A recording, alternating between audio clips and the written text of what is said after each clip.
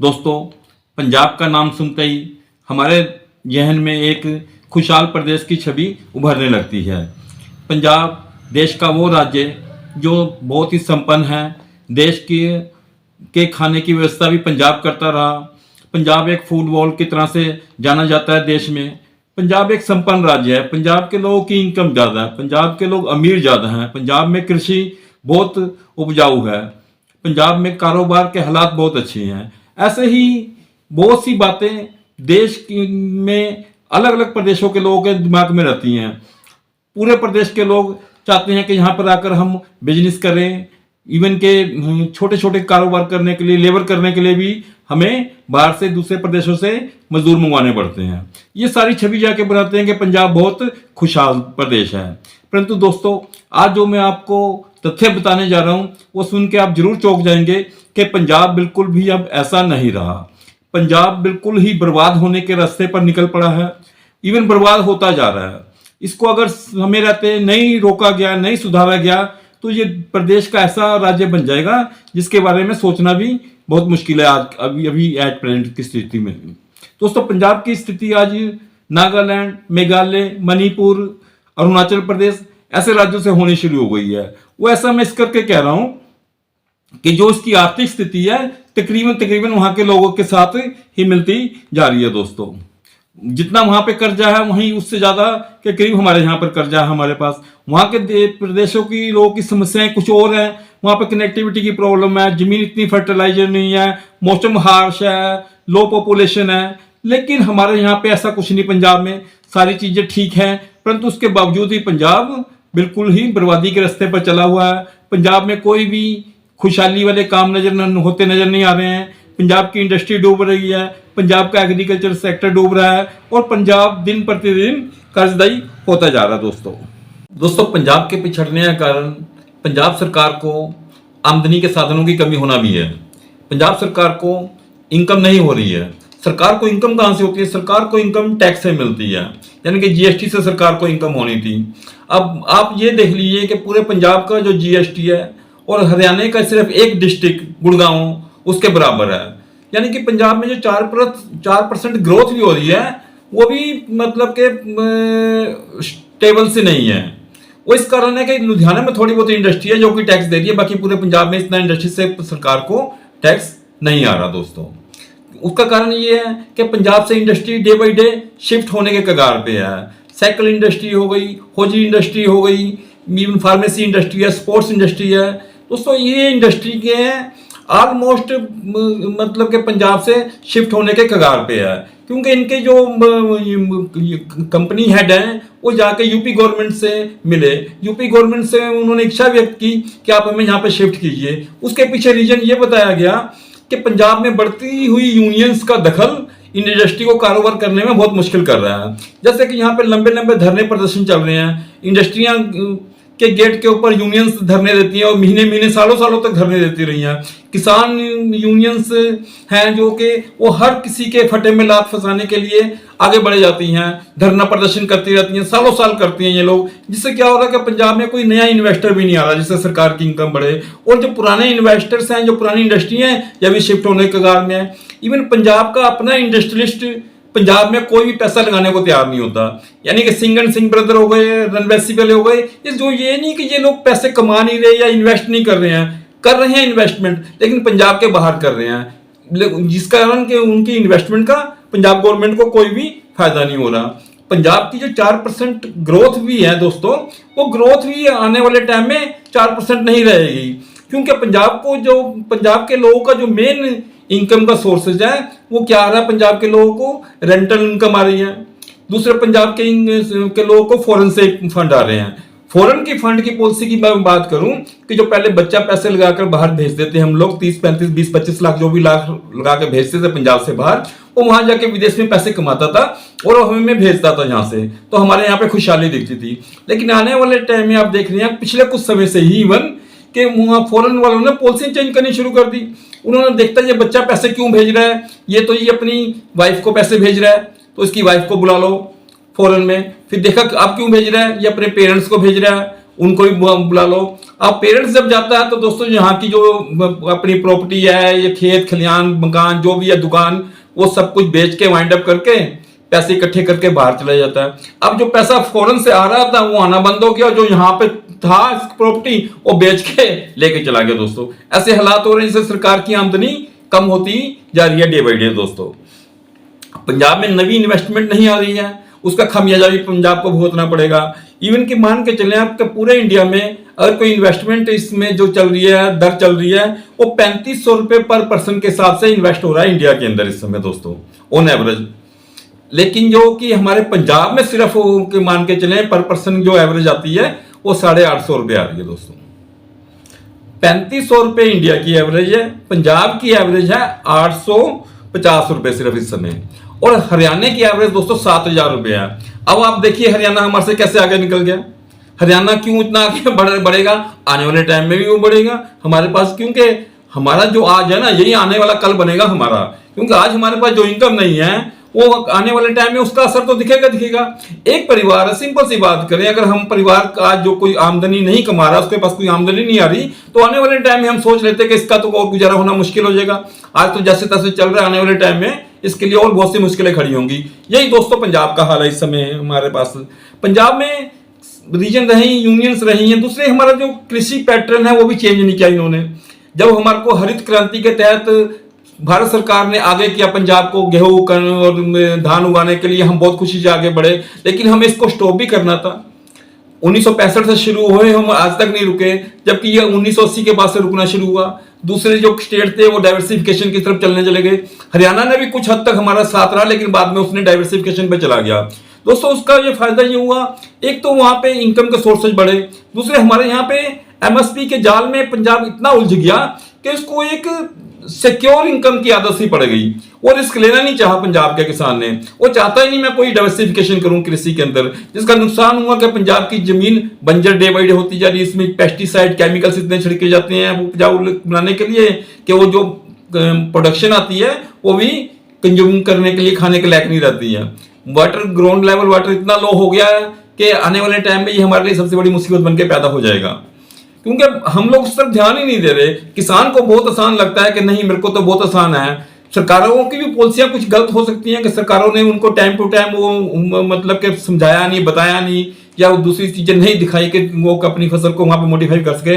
लेकिन after all उसका खामियाजा तो पंजाब के लोगों को और पंजाब की धरती को भुगतना ही पड़ रहा है जो किसान कर रहे हैं। अब यूनियंस इतनी स्ट्रॉन्ग है, कोई अच्छे डिसीजन भी सरकार लेना चाहती है वो लेने नहीं देती है। दूसरा हरियाणा के लोग थोड़ा सा स्मार्टली प्ले कर गए दोस्तों।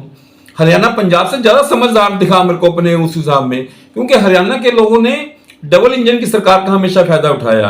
मैं किसी कांग्रेस या बीजेपी या किसी और सरकार के पक्ष की बात नहीं कर रहा हूं, मैं आपको सिंपल एक फार्मूला बता रहा हूं। जब सेंट्रल गवर्नमेंट में 10 साल मनमोहन सिंह की सरकार थी तो हरियाणा में भी कांग्रेस की सरकार चल रही थी दोस्तों। उसके बाद मोदी जी का टाइम आया, बीजेपी की सरकार आई सेंटर में, और जब से 10 साल से मोदी जी की सरकार सेंटर में चल रही है तो 10 साल से ही हरियाणा में बीजेपी की सरकार चल रही है। इसका दोस्तों फायदा क्या होता है, ये मतलब कि अगर सेंटर में सरकार चल रही है, प्रदेश में भी आपकी सरकार चल रही है, फायदा क्या होता है? फायदा ये होता है कि सेंटर की पॉलिसियां आसानी से इंप्लीमेंट होती हैं। दूसरे सेंटर से आप कोई भी बात आसानी से मनवा सकते हैं, कोई भी फंड की रिक्वायरमेंट है वो आपकी आसानी से पूरी करती है। हरियाणा के लोग इस मामले में हिंदू मतलब कि बीजेपी कांग्रेसी ना होकर अपने स्टेट का सोचने वाले लोग हैं। हम लोग थोड़ा सा रूढ़ीवादी से हो गए, नहीं मोदी है तो उसको वोट नहीं डालनी। उसका नुकसान किसको हुआ? चन्नी ने हमारे यहाँ पर जो मोदी जी आए थे वो इलेक्शन के दौर के समय 1700 करोड़ के करीब शायद पैकेज अनाउंस करना था पंजाब की खुशहाली के लिए। उन्होंने चन्नी ने शायद कोई उनका वहां पे लैंड नहीं करने दिया, बठिंडा के पास उनको रास्ते में उनका काफिला रुकवा दिया गया, उनको घेर लिया गया, कुछ इस तरह से हरकतें हुई। आप पूरा देश जानता है, मैं उस विवाद में नहीं फंसना चाहता, क्योंकि मैं आपसे जो बात कर रहा हूँ मैं इस टॉपिक पे कर रहा हूँ कि पंजाब क्यों बर्बाद हुआ। वो पैकेज पंजाब को नहीं मिला, नुकसान किसका हुआ? चन्नी साहब 3 महीने सरकार चलाकर विदेश चले गए, उसके बाद चलो उनके पॉलिटिकल आदमी हैं जो उन्होंने करना वो तो करेंगे, लेकिन आफ्टर ऑल उस चीज का नुकसान भी तो पंजाब को झेलना पड़ा। पंजाब क्या करता है उसके लिए? पंजाब अभी तक उसका प्रकोप जो झेल रहा है उसका पंजाब को कोई नए पैकेज नहीं मिले। पंजाब के कागज के चीजें जो होती हैं वो भी पंजाब नहीं कर पाता है। सिंपल सी बात बताता हूं, लोग हमेशा दोष देते हैं कि सेंटर पंजाब को कोऑपरेट नहीं करता, सेंटर पंजाब के लिए फंड इशू नहीं करता, सेंटर पंजाब को प्रोजेक्ट नहीं देता। सेंटर ने जो अभी तक दोस्तों हमें प्रोजेक्ट दिए हमने पूरे कहां करते हैं हम लोग? अब छोटी सी बात देखिए, जलंधर से लेके होशियारपुर तक का 35 किलोमीटर का पैच है जो कि एनएचए के तहत आता है, जो कि उसके तहत बनना था। वो 35 किलोमीटर अभी तक 15 साल उसको प्रोजेक्ट को डिले हुए हो गए, वो क्यों नहीं बना? रीजन क्या रहे उसके पीछे? रीजन यही रहे कि पंजाब गवर्नमेंट ने वो लैंड खाली करा के नहीं दी। सेंट्रल गवर्नमेंट प्रोजेक्ट लेकर आई, सेंट्रल गवर्नमेंट बना रही है प्रोजेक्ट को, लेकिन लैंड खाली करा के देना तो पंजाब गवर्नमेंट की ड्यूटी थी ना, वो खाली नहीं करा के देती है। ऐसे ही अभी जो हमारे और प्रोजेक्ट चल रहे हैं, जलंधर से पठानकोट जम्मू वाला रोड वाला, उसको चौड़ा करने का काम चल रहा है, वो भी कई 10 सालों से लटका हुआ है। हमारी सरकारें मतलब सेंटर कोई कोऑपरेट नहीं करती अपने फायदे के लिए, तो कहां से हम लोग डेवलपमेंट कर लेंगे, कहां से तरक्की कर लेंगे हम लोग?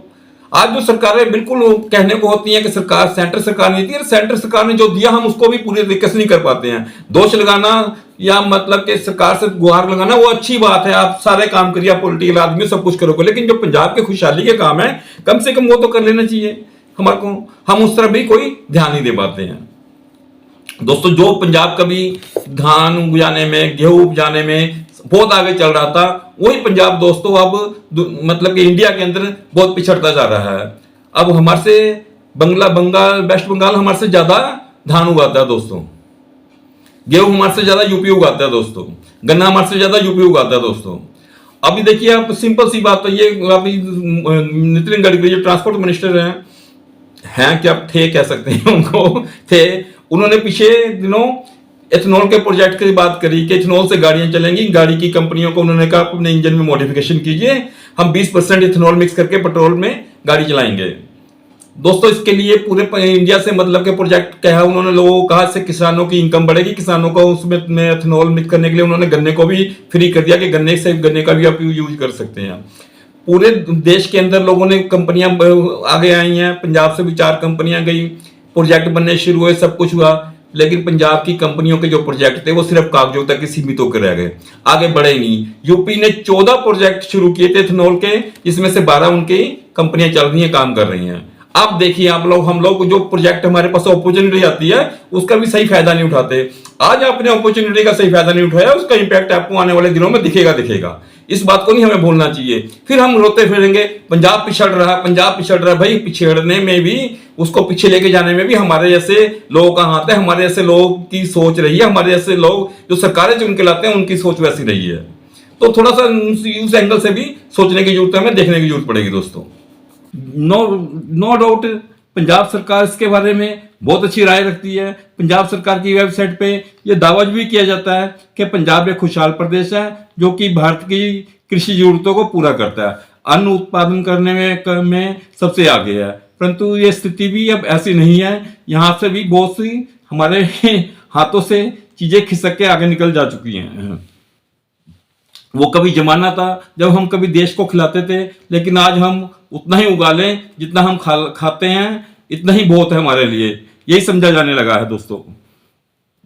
जो पंजाब पर 2014 में दोस्तों कर्जा था, ऑलमोस्ट वो 86,000 करोड़ के करीब था दोस्तों, जो कि 2020 में आते आते ये बढ़ के 1,90,000 करोड़ हो गया दोस्तों। और 24 आते आते दोस्तों इसने सारी सीमाएं पार कर दी। 4 साल के गैप के अंदर ही अंदर ये कर्जा 3,70,000 करोड़ हो गया। अब देखिए मतलब कि 10 साल के अंदर 14 से लेकर 24 आते आते 4 से 5 गुना ज्यादा देश पंजाब का कर्जा बढ़ गया। अब इसके लिए कौन जिम्मेवार है? पंजाब की सरकार को कह सकते हैं जिम्मेवार, क्या पंजाब के लोग इसके लिए जिम्मेवार हैं? क्या सरकार की ऐसी पॉलिसियां रही हैं जिसके कारण पंजाब गर्क की तरफ बढ़ता ही जा रहा है? दोस्तों जो पंजाब में, वैसे तो 1985 के बाद से पंजाब डूबना शुरू हो गया था दोस्तों।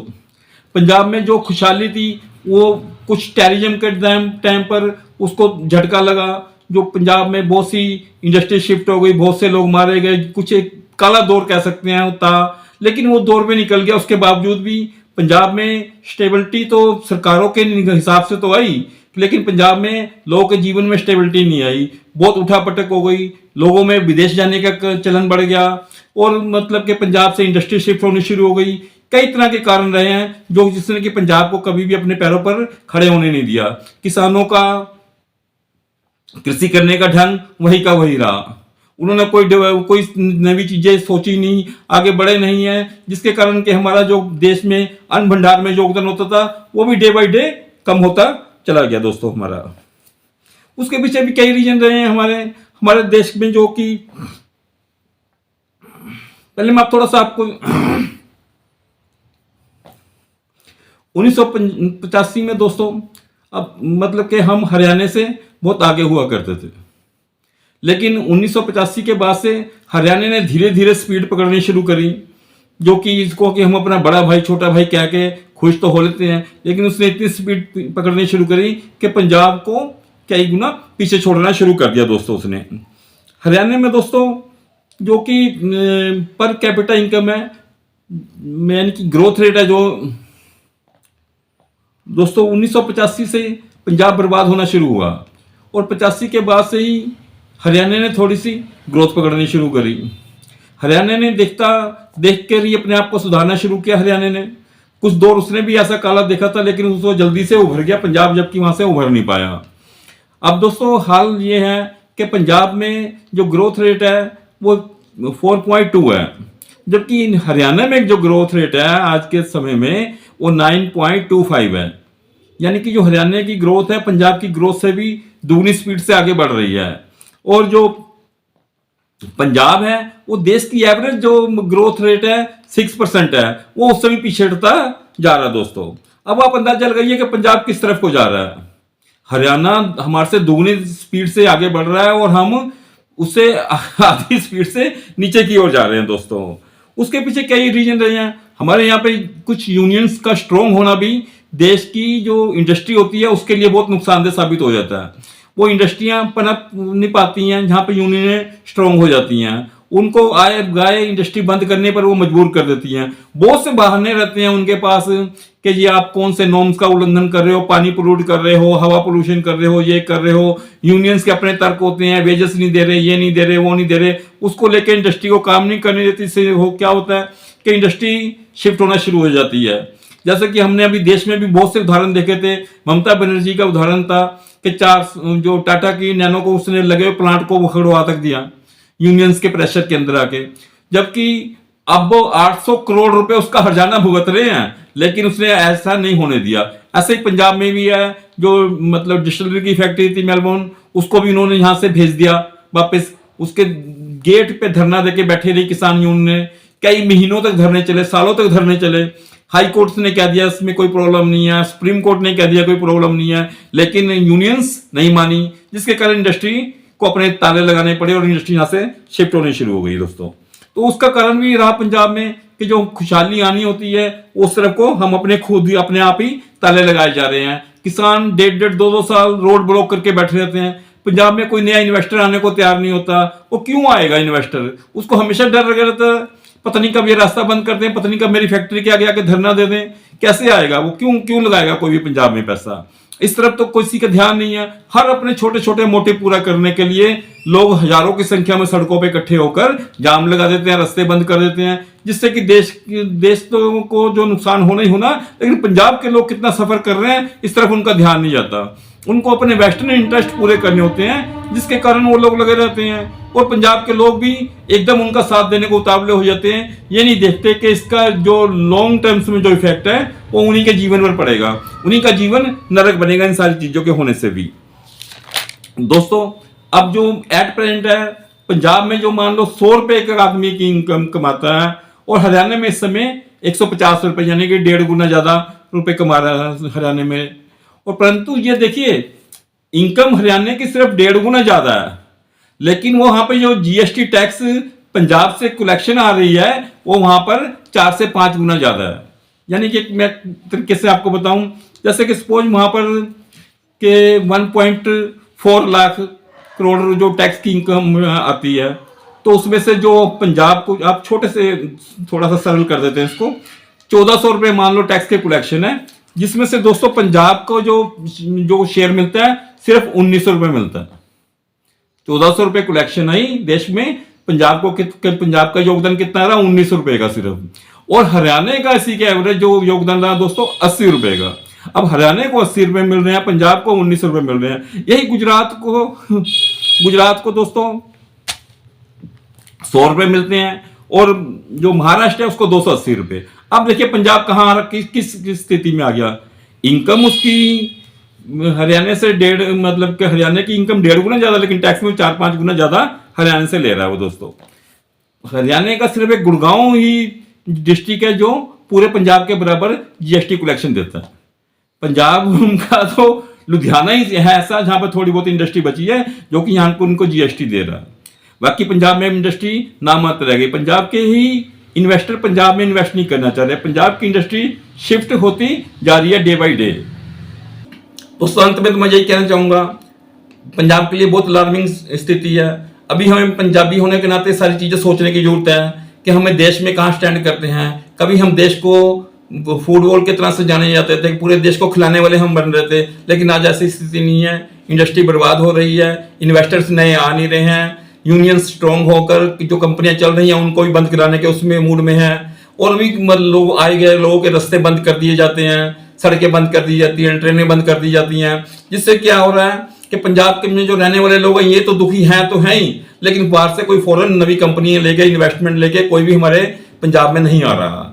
हमारे बच्चे बाहर जा रहे हैं क्योंकि कोई बच्चे ही होते हैं जो कि स्टेट की एसेट होते हैं, जिन्होंने स्टेट को चलाना होता है, जो स्टेट में खुशहाली लेके आते हैं। नशे की गिरफ्त में बढ़ते जा रहे हैं क्योंकि उनके पास कारोबार नहीं है, तो कुछ ना कुछ उनका दिमाग इधर उधर घूमेगा, बेले रहेंगे, क्या करेंगे। इससे सरकार की पॉलिसियां भी ऐसी रही हैं। सरकार लोगों को स्किल डेवलप नहीं करवा रही है, सरकार लोगों को फ्री बांटकर उनको मतलब कि एक किस्म से उनको स्लो पॉइजन वाला काम कर रही है। लोग निकम्मे होते जा रहे हैं। गांव में आप विजिट करें मेरे साथ, मैं आपको लेके चलूंगा। सवेरे लोग 8-9 बजे से उठ के चौकों पे खड़े होना शुरू हो जाते हैं, बैठे रहते हैं सुबह से शाम तक। आप मारने 10 गेड़े मारने, आपको चौक के इधर उधर सारे जो आसे पासे लोग बैठे मिलने शुरू हो जाएंगे। क्या जी उनको अब पता है कि हमारे को फ्री बिजली मिल रही है, फ्री राशन मिल जाता है हमारे को खाने के लिए से है, और सरकार की बहुत सी योजनाएं हैं, पेंशन योजना, ये योजना वो योजना, सब कुछ लेते हैं फ्री। काम करने की जरूरत नहीं है, क्या करेंगे काम। मनरेगा में बहुतों ने नाम लिखाए पड़े हैं, वहां से पैसा आ जाता है उनको। पूरे परिवार ने अलग अलग नाम से नाम लिखवाए हुए हैं कि लेडीज का अलग लिखवाया, जेंट्स का अलग लिखवाया, उसका अलग लिखवाया, चलो जी उनका गुजारा हो रहा है। वो आगे उनकी सोच ही नहीं बढ़ पा रही कि हमने तरक्की करनी है, क्या नहीं करनी है। नहीं, वो उतने से रिसोर्सेज में खुश हो गए हैं, जिससे क्या हो रहा है कि हमारी संकुचित मानसिकता के कारण हमारी तरक्की भी डंप होती जा रही है दोस्तों। तो इसलिए हमारे को भी मतलब के सोचने की जरूरत है कि यार हम ये फ्री के चक्कर में ना पड़े, हम लोग मेहनत करें। सरकार को भी चाहिए जब जितना फ्री दे रहे इतना देके उस आदमी के ऊपर उतना खर्च कर दो, उसको डेवलप कर दो, उसको कमाना सिखा दो भाई। वो कमाना शुरू कर देगा तो आपके लिए भी कल को जो बर्डन है आपके लिए, जो आपके लिए लायबिलिटी है, वो आपके लिए एसेट बन जाएगी। आपको उस चीज का फायदा होगा। सरकारों के पास बहुत से प्रोजेक्ट ऐसे आते हैं, सरकार नहीं ध्यान देती है। सरकारों के अपने मोटिव्स रहते हैं ताकि इनके डेवलपमेंट पे ध्यान दें, लोगों को सिखाएं ना, लोगों को फ्री ना बांटे, लोगों को सिखाएं, चीजें सिखाएं लोगों को कि आप ऐसे करें, आप ऐसे करें, आपको ये बेनिफिट हो रहा है, ये बेनिफिट हो रहा है। मनरेगा में पैसा लुटाने का भी कोई फायदा नहीं, अगर वही पैसे इनकी डेवलपमेंट स्किल पे काम करें। 100 दिन आप उनको सिखाएं, जैसे कि आप 100 दिन के लिए उसको रोजगार देते हैं, 100 दिन किसी फैक्ट्री वाले को उसकी तनख्वाह दें कि भाई 100 दिन उसको काम सिखाना है, पैसे तूने ये देने जरूर है उसको, पर काम करने के बाद। ये नहीं कि सवेरे उठेगा उसको शाम तक गांव में इधर उधर घूम कर उसकी दिहाड़ी पूरी हो जाएगी। काम जब तक सीखेगा नहीं तो आपकी लायबिलिटी खत्म नहीं होगी, आप एक अच्छा इंसान वो बन नहीं पाएगा। वो हमेशा बेरोजगारी के लिए मुंह में रहेगा, मनरेगा में भी चलते हुए या दूसरे सोर्सेज का फायदा उठाते हुए भी। दोस्तों ये अब अलार्मिंग सिचुएशन है, लेकिन इस पर कंट्रोल किया जा सकता है। ऐसी बात भी नहीं है कि बहुत देर हो गई है, बहुत देर जरूर हुई है, लेकिन फिर भी कंट्रोल किया जा सकता है। अब सरकारों को और हमें भी कुछ सोचने की जरूरत है। मिलते हैं दोस्तों अगली वीडियो में, तब तक आप अपना ख्याल रखिएगा। नमस्कार दोस्तों।